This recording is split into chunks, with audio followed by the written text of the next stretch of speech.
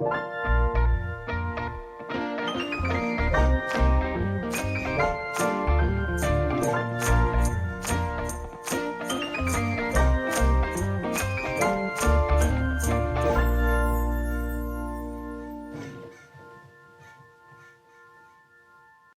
everybody, welcome back to the Scarnati Swim Podcast. I'm your host, Nikki Scarnati. We talk all things water safety over here. So if you like that, keep listening.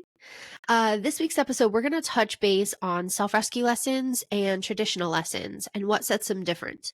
I wanted to do this topic because I see a lot of infographics that compare one program to another, but on a favored side. So whether that be from the self-rescue side to say, oh, you get all these things with self-rescue and none of these things with traditional lessons, which could potentially be true. But I want to come from a neutral standpoint. And I'm going to take a stop and say, all you traditional instructors that have been really mean to me because you hear that I'm certified ISR, I forgive you. You don't understand that I'm trying to be neutral, but I am. So let's talk about it. So what I want to do is compare, not necessarily compare, but let's talk about some entities of both swim lessons that are, I'm going to talk all things good. I'm not going to talk all things bad because who wants bad? I want to be positive. So with self-rescue lessons, you're going to have a high frequency swim schedule. What does that mean? You're going to swim 4 to 5 days a week, and the lesson structure is going to be in small periods of time.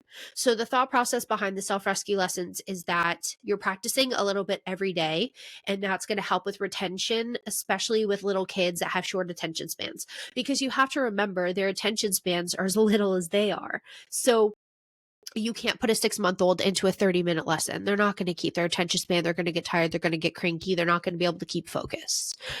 But they may for 7 to 10 minutes. And most of the time it's usually 7 minutes, 5 to 7 sometimes. But so it's a high frequency. And the reason why we do high frequency is because it's going to breed results in a shorter period of time.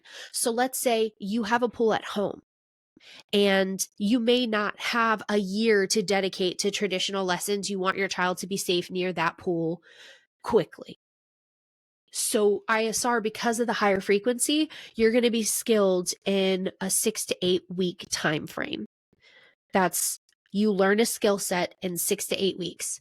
I'm going to be very specific here. Just because you learn a skill set in 6 to 8 weeks does not mean you're going to keep that skill set without practicing. You have to practice at home with your child, and I recommend doing maintenance and or a refresher. Okay. Same thing with traditional lessons, which we'll get there in a minute. You're not going to know how to walk unless you walk every day. You have to practice. A baby is not going to pop out of the womb ready for the MLB. They have to practice. And it is a learned skill set. You're not going to keep the skill set unless you practice. And I say this because I've had conversations with parents where they say, oh, I thought this was just going to be a one-time thing and then we would be done. No. Just like anything else in life, you learn a skill set, you have to practice and master it. It's the same thing. So the high frequency comes in handy if you need to prioritize safety immediately, or if you want to get them acclimated with the water at a younger age. So that's what self-rescue swim lessons is about. Parent and Me classes is really just about water comfortability with the parent. I feel like it's more for the parent than it is for the child because a lot of parents feel uncomfortable with working with their child in the water. That's why they rely on flotation devices. So Parent and Me classes just gets the parent and the baby used to being in the water at the same time, and maybe you're working on some breath control. That's kind of it. You may work on skills, but it's not gonna be like formal training. Like it's really just like the introductory to. So that's Parent and Me classes. Self-rescue, again, high frequency if you're wanting to establish skills in a short amount of time. Now with traditional lessons, you have a less frequency. You have 1 to 2 days a week. Lessons could be one-on-one or they could be within a group. Now, let's keep that in mind. If you have a child in group lessons and they can't swim effectively, I recommend one-on-one lessons. And I would hope that instructors out there would agree. However, not everybody has availability for that. So let's break down the time-wise, right? Because ISR lessons are 10 minutes at a time. Lessons are one-on-one in self-rescue lessons. And it doesn't have to be ISR. It could be any kind of self-rescue swim program. Typically, they're one-on-one. So in a group lesson, let's say you have 9 kids and 60 minutes. Let's do the math here. They're going to get less than 10 minutes of swim time, because if you allow for individual time per child, then 9 kids, 60 minutes. That's less than 10 minutes per child. Okay. And if that's 1 or 2 days a week, you're only getting about 20 minutes of swim time. So keep in mind when pricing swim programs also, because if you're paying, I don't know, $80 a week for a group swim lesson, and you're going once or twice a week and it only equates to 20 minutes, but you have a high frequency swim program that is $85 a week and you're getting almost 60 minutes of swim time, let the math there. Also, at 1 to 2 days a week, it's going to take you longer to progress in skills. Some kids are different than others. So I don't like to say can't, because that's not true. They absolutely can. It just takes them longer, and every kid's different. No kid is going to swim the same and on the exact same timeline. Like, they are each entity. So with a lesser frequency, you're probably going to be in strokes lessons for a year or 2 years, or, for however long it takes for you to master a skill set. And now strokes is more broad, like you have multiple strokes that you have to master. You're always learning there. But in comparison to, let's say, toddlers, a toddler's going to learn how to swim in strokes just as they would in self-rescue, but it's going to take longer. So what I would say is ask for the estimated time that your child is going to master that skill set, and take that time frame they're giving you and translate it to the high frequency, and just figure out which one's best for you. If your schedule doesn't high frequency program, I get it. Some parents are single. Some parents don't have a tribe. Some parents have a lot on their plate. Maybe you have, you are a dual income household. You have multiple kids.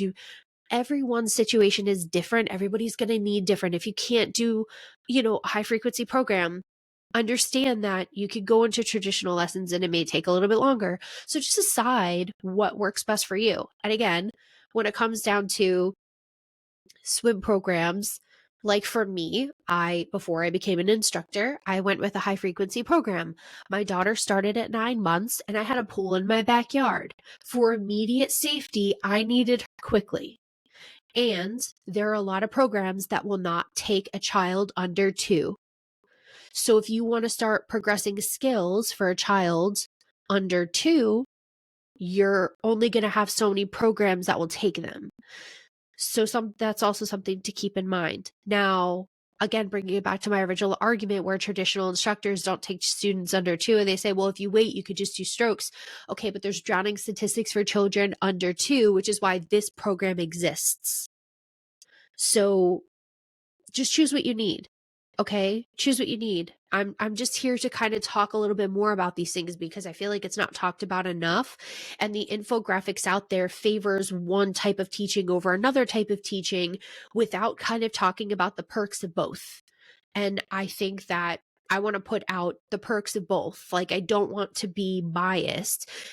As a self-rescue instructor and an instructor that teaches strokes, I will only level up kids to strokes that have done a self-rescue program in toddlerhood. So if you come to me with a 3-year-old saying, hey, I want to, or 2-year-old, 3-year-old saying, hey, I want to do strokes, I'm going to say, okay, have you done self-rescue?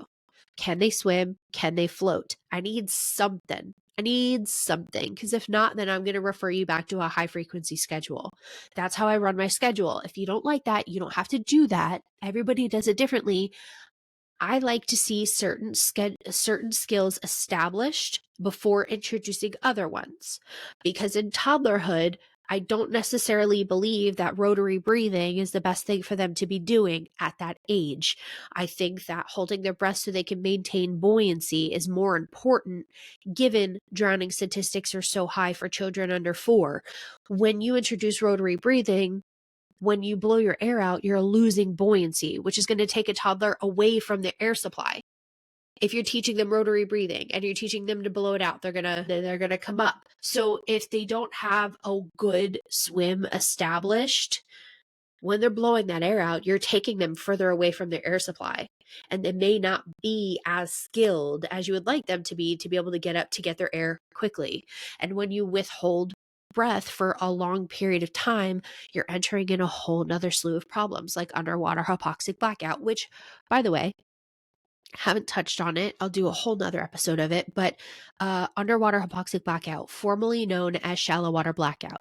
Why do we not call it shallow water blackout anymore? Because it was misleading to parents to believe that these incidents were only happening in shallow water, which is not the case. Shallow water or underwater hypoxic blackout happens at any depth of water, and it can happen to Olympic athletes. It's happened a couple times. There was a case a couple years ago where the Olympic swimmer was swimming, lost consciousness underwater, got overlooked by the lifeguard, and her coach jumped in to save her. Okay, it happens to trained professionals. It can absolutely happen to your child. Do not play breath holding games. Again, I'll do an episode on this later, but precursor, do not play breath holding games with your kids. Play games that are going to promote air supply. Hey, who can hold their float the longest? Or hey, who can get their float the fastest? Oh, cool. Let me see you jump in. I want to see you find your float. Let's see how long it takes you. Find games that promote air supply, not withholding it. Your child to be safer. I said what I said. Anyway, back to comparing. So the self-rescue, and there's a clear divide. There's a clear divide because I'm in a swim group and someone had posted saying, hey, and I say this for any of the instructors tuning in, maybe you could give me some feedback because I'm really trying to understand here. I try to be nice to everybody. Did I enter this field thinking that my self-rescue swim skills were the, how can I say, the end all be all? Potentially. Very quickly realized that they're not. There is swimming beyond self-rescue, guys, and a lot of instructors are going to give you feedback differently for the same reason that I gave you the point of just because you're getting a skill set and you're mastering a skill set in a short period of time. A lot of parents are under the impression that you're just done after 6 to 8 weeks, and that's not true. Same thing with traditional lessons. Traditional lessons are going to tell you, hey, you got to keep swimming, you got to keep practicing, like you just got to keep going. So you're always going to be in lessons. It's a commitment. It's a skill set. If you want to prioritize your safety, they have to practice it, period. So I was in a group on Facebook with water safety professionals, and someone asked for feedback on or suggestions, recommendations on a scheduling system that also takes payments for swim lessons. And of course, like I commented and I said, hey, I use this system. I love it. I teach self-rescue and strokes. It's a great program. I highly recommend all the things that I need it to, and it's great. And that person responded back saying, oh, I read that it was a primarily ISR prioritized platform, and I don't want ISR having anything to do with what I do.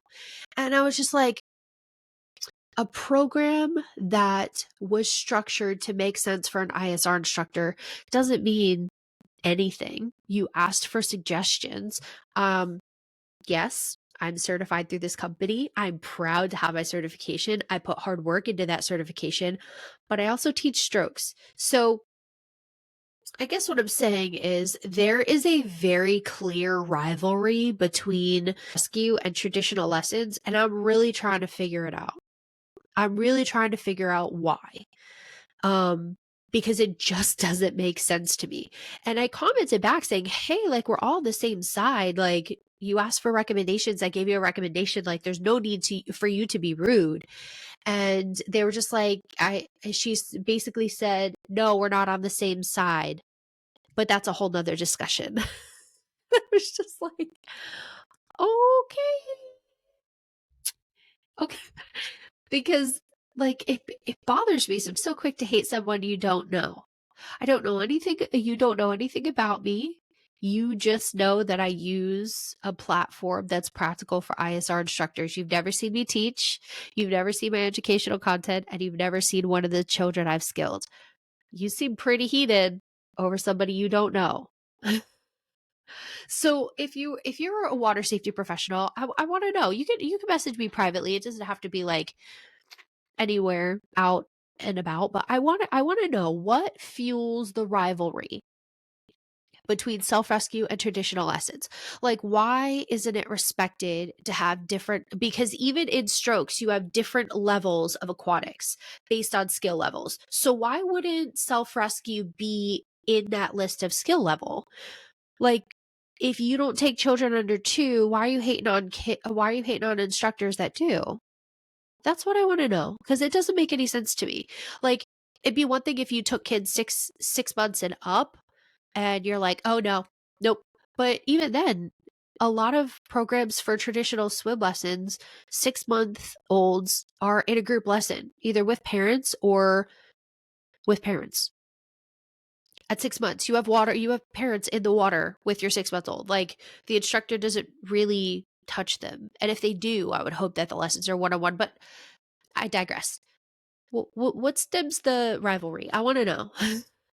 But anyway, I hope that I kind of broke it down in a neutral standpoint. I think that both programs are amazing, and I think that children need different things. If you have a pool in your backyard and you really want to get your child skilled quickly for safety purposes, then you're going to want to go probably lead on the self-rescue side. And now, if you don't have a pool in your home, but you want your child to learn how to swim, and there's no dire need for them to be in swim lessons right away, then maybe traditional lessons would be the avenue for you. But either way, I think that every family has different needs and requirements for what they need out of water safety. Now, does that mean that I'm going to be happy with a parent putting their child in a flotation device while they're not in swim lessons? No, no, don't do it. Do not do it. You're conditioning that child to be independent in the water without possessing the skills to save themselves. Don't do it. If you're going to hold off on swim lessons, play in the water with your kid, hold your kid, keep them on the steps, play games, try and launch back and forth, get them to kick, things like that. Absolutely. But so, I don't know. I think water safety should be prioritized. No child should be in a flotation device in the pool. And the only reason why I feel like these pool facilities require it is for their own liability, not for yours. So just remember that. That's my theory on that. But again, I wanted to break it down in a neutral way because both programs are great. And I think a parent prioritizing swim lessons at all is great. Okay. I'm not here to beat up on anybody. I'm not here to, ruffle some feathers, but there's perks to both programs. For the same reason, if you have a child with special needs, adapted aquatics is really great for children with special needs. These are instructors that are trained and prepared to work with special needs kids. And that expertise is a little bit outside of even self-rescue and traditional lessons. Do we have experience? Yes, but are we trained and ready to work with all kinds of special needs conditions? No, but adapted aquatics is. So I think it's just important to remember that every family needs something different. And don't let anyone tell you different, okay? If you're in a self-rescue program, don't let a traditional instructor make you feel like crap about it. And if you're in a traditional program, rescue instructor make you feel like crap about it. Do what's best for you and your family. And remember, I do know that every area is different. You may not have a self-rescue instructor in traditional lessons where you're only option, or your self-rescue instructor was on a wait list and you wanted to get them in sooner. Again, you could break down stipulations to every situation. I just wanted to break down the difference between the two programs and what's good about them both. Because I really have just had it with the bitterness in this and how nasty people are to each other with lack of understanding. So I do both and I respect both, and I think everybody should too. But I can't fix the whole world. I can only fix me, guys. So that's going to be it for this episode. Make sure you leave some questions in the comments. I will gladly answer them for you. If you don't follow me on social media, send me a message. I'm really good at giving you guys feedback. Sorry for my stuffy nose in this episode. I don't think I've talked about it. Sorry for my stuffy nose. I don't know what's going on with me. I'm not sick, but I just can't breathe through my nose today. Anywho. So that's it for this week's episode, and I'll see you guys next week. Remember, Scarnati Swim airs a new episode every Wednesday in 2024. And again, any questions, ask away. I will answer. And again, if you're a water safety professional, I want to know, what's with the rivalry, man? What's with the beef? Why we gotta have beef? Why can't we all just be friends? Bye, guys. We'll see you in the next one.